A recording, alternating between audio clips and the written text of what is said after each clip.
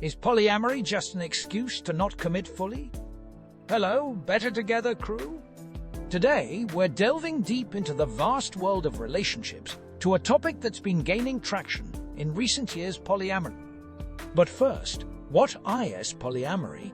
It's the practice of, or desire for, having more than one intimate relationship simultaneously with the knowledge and consent of all partners.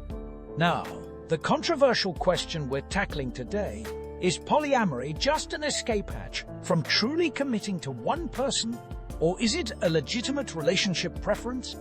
Some argue that polyamory is a way for individuals to have their cake and eat it too. They believe it's a way to avoid committing entirely to one individual, thereby protecting oneself from the potential pain of a breakup or the challenges of commitment. On the flip side, advocates for polyamory argue that human beings aren't necessarily wired for monogamy.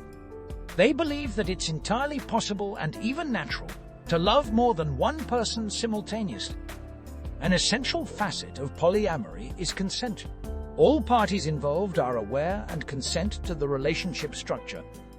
This distinguishes it from infidelity, where there's a breach of trust. But let's circle back to commitment. Commitment isn't just about exclusivity. It's about trust, building a future, shared experiences, and emotional connection. Can those aspects exist in a polyamorous relationship? According to many practicing polyamory, the answer is a resounding yes.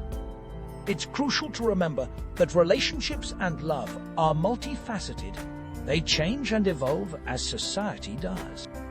What might work for one person might not for another, and that's okay. If there's one thing we all can agree upon, it's the importance of communication, understanding, and respect in any relationship, monogamous or polyamorous. Before we wrap up, let's remind ourselves love is vast, complicated, and deeply personal. It's essential to approach topics like this with an open mind and a desire to understand rather than judge. So, where do you stand?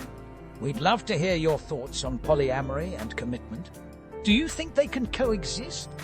If you found this discussion thought-provoking, give us a thumbs up. And for more intriguing talks on love and relationships, subscribe to Better Together. Hit that bell icon to stay updated. Until next time, keep love alive and keep the conversations flowing.